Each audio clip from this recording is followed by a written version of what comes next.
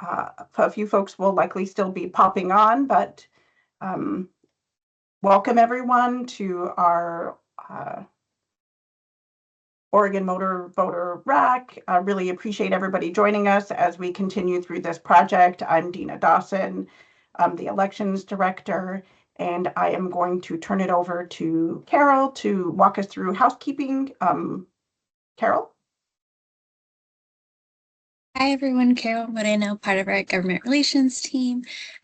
I just wanted to provide a brief reminder that these RACs are recorded and that we are posting them online so members of the public can access them following the meeting. Throughout the meeting, if any of our RAC members do put anything in the chat, we will just verbalize that since our current settings don't allow us to show that information to the public, but we'll make sure to verbalize so that you all can know what's going on. And now we'll just go through introductions so everyone knows who is on our RAC. And so I will throw it over to Kyle to kick us off. Thanks, Carol. I'm Kyle Yoder. I'm the Associate Research Director at the Center for Election Innovation and Research. My pronouns are he, him, and I'm happy to be joined today. Tracy, I'll pass it to you. Yes, good morning. Tracy Cravenko, Clatsop County Clerk. I'm here representing the Oregon Association of County Clerks. Use she, her pronouns, and I'll pass it off to Kat. Hi, I'm Kat Schwartz. I use she, her pronouns, and I'm the voter registration integrity analyst with ODOT and DMV. And I'll pass back to SOS. Hey everybody, my name's Ant Burke-Jones. I'm the Elections Administration Manager for the state elections. I use they, them pronouns. And yeah, happy to have everybody here today as we enter our final material review for this RAC. Just to give everyone kind of a plan for the day. This is the third week that we will be spending talking about the SOS processing of Oregon motor voter files and data. And so what we're doing today is we're going to take, again, a broad overview while trying to highlight the takeaways that we've had from feedback from the last couple of weeks. And so as we review the material, it will probably be a shortened meeting today, but please be encouraged to provide as much feedback, ask questions as those opportunities present themselves. So we can go ahead and get the slideshow up. And before we get started, I see Michelle joined us, so I will quickly put her on the spot and let her introduce herself, and then we'll get started. Good morning, Michelle. Good morning. I'm Michelle Godin. I work as a TSR in the Coos Bay field office. I'm also the president of SEIU, go by she, her pronouns, and I finally made it in. Yay! Thanks. Well, we're happy to have you. So Carol, if you could pull up the slideshow, we'll get started.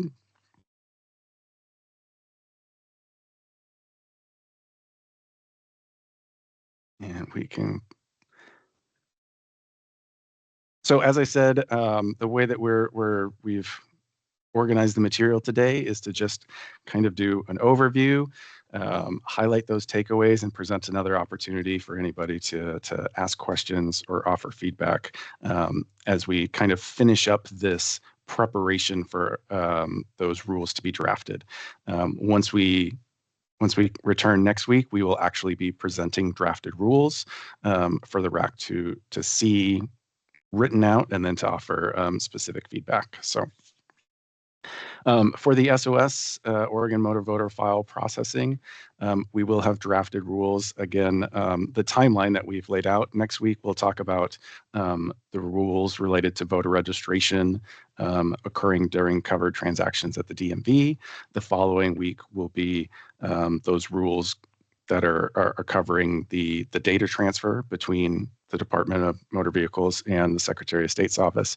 And then that third week in November, I believe it is the 17th, we'll be talking about these ones. So drafted rules that we will present in mid-November will address the following: who the Secretary of State excludes from Oregon Motor Voter during the matching process and when that exclusion occurs, and how that relates to registration updates through Oregon Motor Voter. So if there is an active registered voter, are they excluded from that process? How are we updating information for those individuals?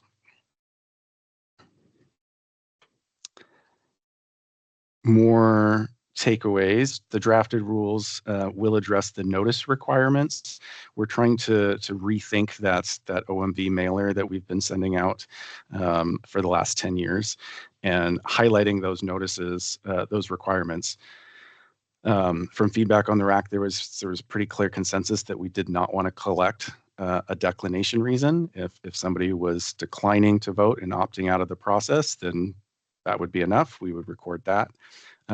We will also include information about the penalties for registering when not qualified to ensure that any individual being registered through the Oregon Motor Voter process understands those circumstances.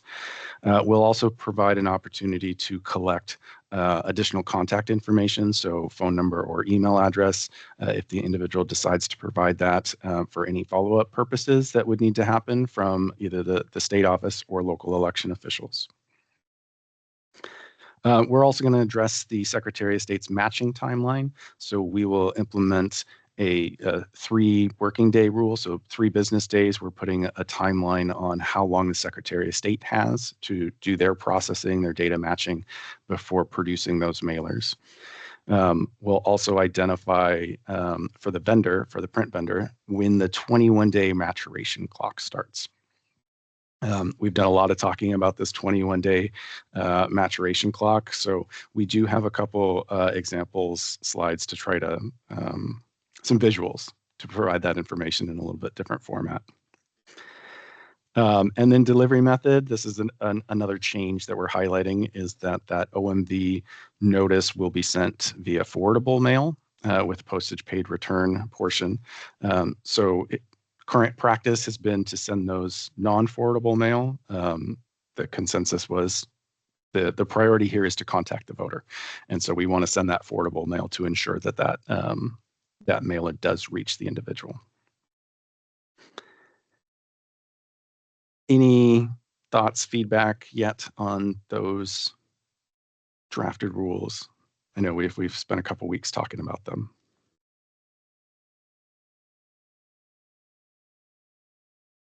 We'll just jump over into the visuals where we're talking about that 21-day timeline really, and how that 21 days really stretches beyond 21 days. So put together a couple samples working off the assumption that an individual came into DMV last week during our last meeting and had a cover transaction on Monday the 20th. So this is just an overview of that timeline that shows from the time that they come in on the 20th, their effective date wouldn't be until November 18th currently, because of all of the different timelines that are there. The timeline for DMV to make that information available to the Secretary of State to process, do their data matching, and then to get that notice mailer to the print vendor to mail out, and then to provide that opt-out opportunity. So it's a little hard to read here, but we'll break it down into, we'll show it here in a calendar format on the next slide.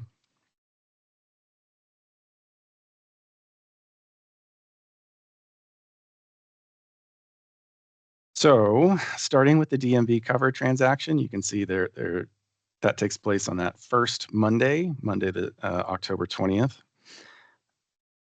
Allowing 3 business days for DMV to make that information available would set that deadline on Thursday, the 23rd, before that information is available for the Secretary of State to retrieve. They would retrieve it the night of the 23rd, and then we start our matching process. Adding 3 business days for the Secretary of State to complete the data matching gets us to October 28th. That would be the last day for our office to then issue those notices and send those files out to the print vendor.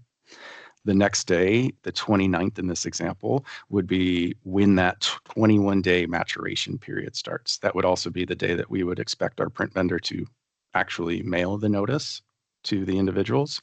And then that starts the 21-day calendar. So you can see that working itself through the next few weeks.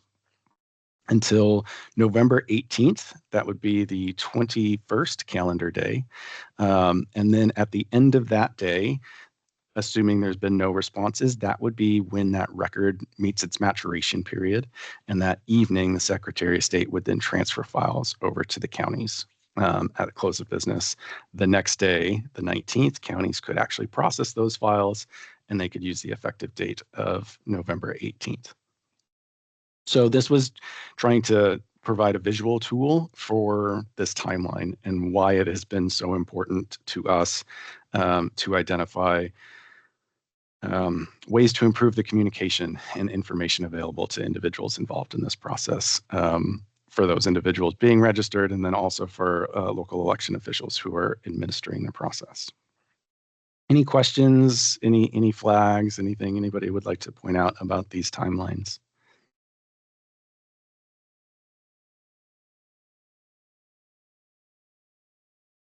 Pat. I think we discussed last time, but just want to make sure I understand. If somebody does send the mailer back a little bit earlier, is that when you receive it, is that the date of their registration? So that's what we expected it to be. In doing another review of the law, that's Oregon Revised Statute Chapter 247. We actually believe that the appropriate thing would be to wait until the 21-day maturation period to then process those records. So it would fit this timeline that we're showing now, instead of if they had returned that card a week early, where we have been transferring that on.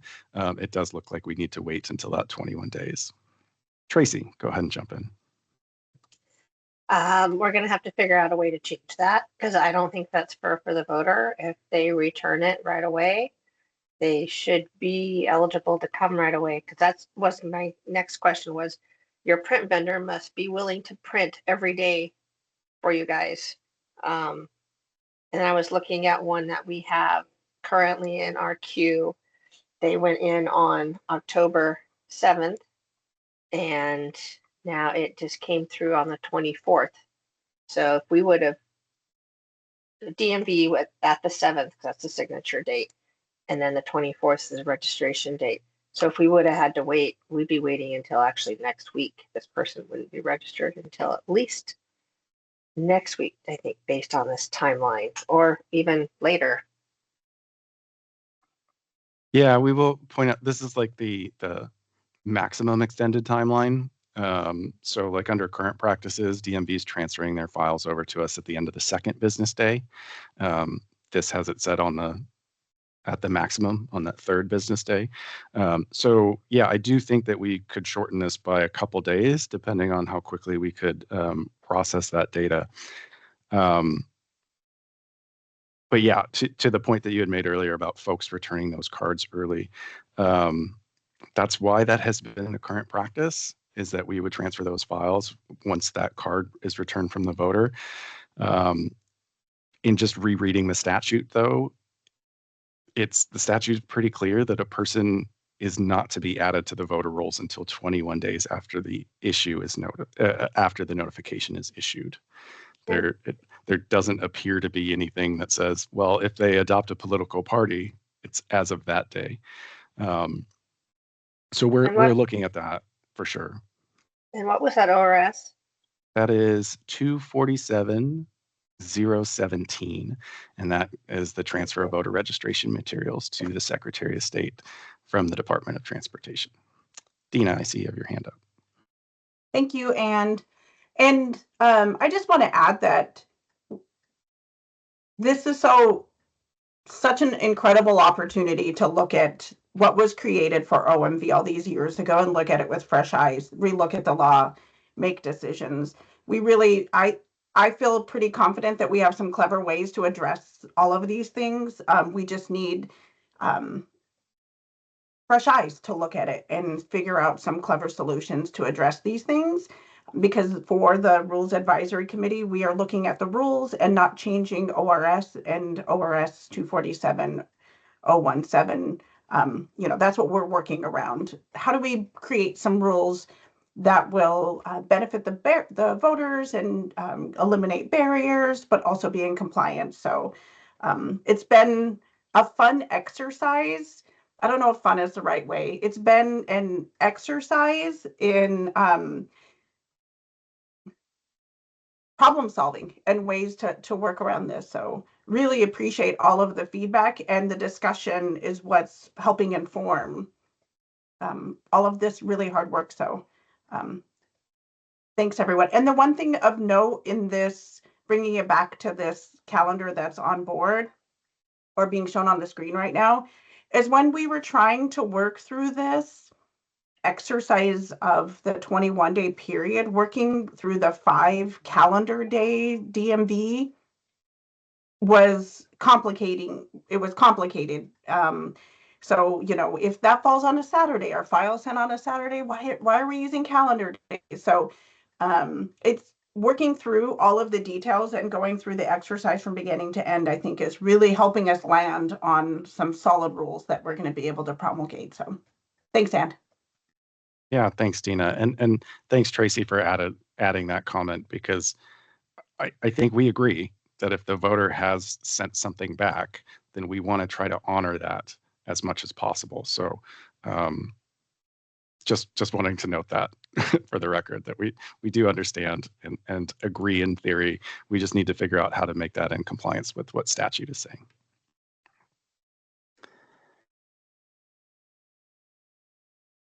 Okay, so we can jump to the next slide.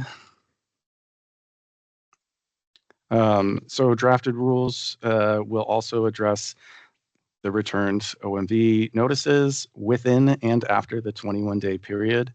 So this was burying the lead a little bit, that within that 21-day period, we believe it needs to essentially mirror what it looks like after that 21-day period currently. Providing alternate method for OMV participants to return mailers. Right now, they're just provided that postage paid return envelope, and they have to return that via mail. So we would like to provide them an opportunity to provide that electronically. And then providing clear instructions for card processing, the way that we handle those mailers once they come back in, whether they be undeliverable or if they have a party selection, a declination, or anything else that's happening there. So as we're evaluating this, I wanted to also highlight, again, from last week, Tracy, you had suggested that the clerks want this stuff ahead of time, and they would prefer the Secretary of State do as minimal processing as possible. Like if it's coming from a voter and it appears to be party selection, you want us to just transfer it through, and same thing with declinations. So wanted to acknowledge that feedback. Correct. The declination after that is after the 21-day period. And then, because I think we don't even see them if they come in within that period. But yeah, party selection, let us reach out to them with our business practices of depending on timing. A lot of times it's all dependent upon timing. Thank you. Yeah, and that really is in alignment with one of the goals that we're trying to do, which is to try to treat Oregon motor voter registrations with as similar processes as all other voter registration materials as well.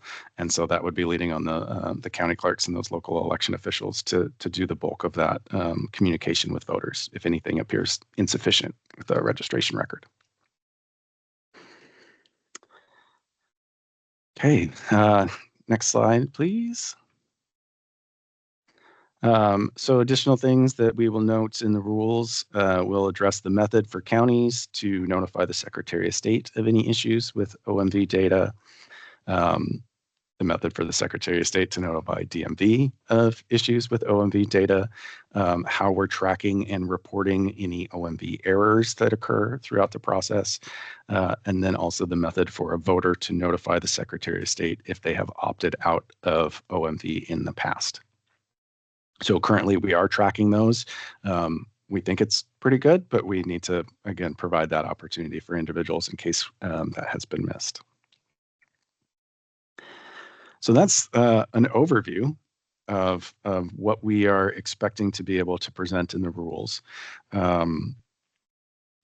fairly quick slideshow today, because that's all we have for you.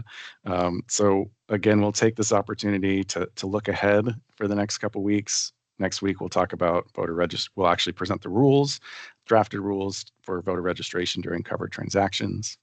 The following week, reviewing the data transmission draft rules. And then the 17th, we'll cover the Secretary of State OMB processing rules.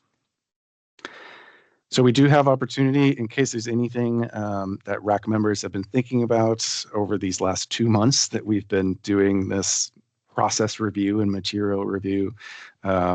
Is there anything else that would be informative for Dean and I to finish drafting these rules for presenting next week? Anything else that y'all would like to highlight for us? It doesn't have to be just on the materials we covered today. If there's lingering questions or feedback.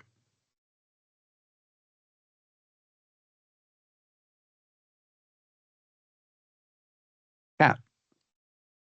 Yeah, I've been thinking more about that brochure that we would be making available at DMV, and particularly if we're ending up with a few more questions about OMV than usual. I think if we can consider adding, so not just a voter registration page, I think that's helpful to have, but maybe if we can have something that's like sort of like the declination piece on the OMV mailer, maybe on the other side or something. That was an option I was thinking about that we would be able to provide customers of something they could do right then, because I think the idea of telling somebody who's really upset that they're getting registered and doesn't want to be registered, if we tell them, we'll just wait for a postcard, I think it's likely to just make that a hostile interaction for our staff, because the customer feels like they can't do anything and DMV can't help them. So just giving them something they can do in that moment. So just filling out a form and mailing it in, or just handing it to us and we can do it just like a voter registration card.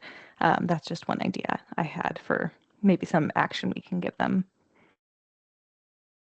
Yeah, thanks, Kat, for bringing that up. And I know that Michelle has mentioned that in previous weeks, the concern with starting conversations in DMV that you all wouldn't have answers for.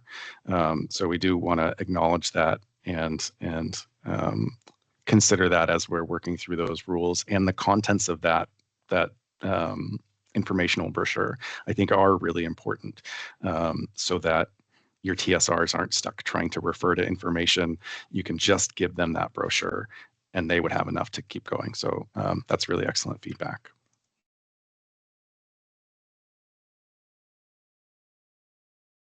Anybody else?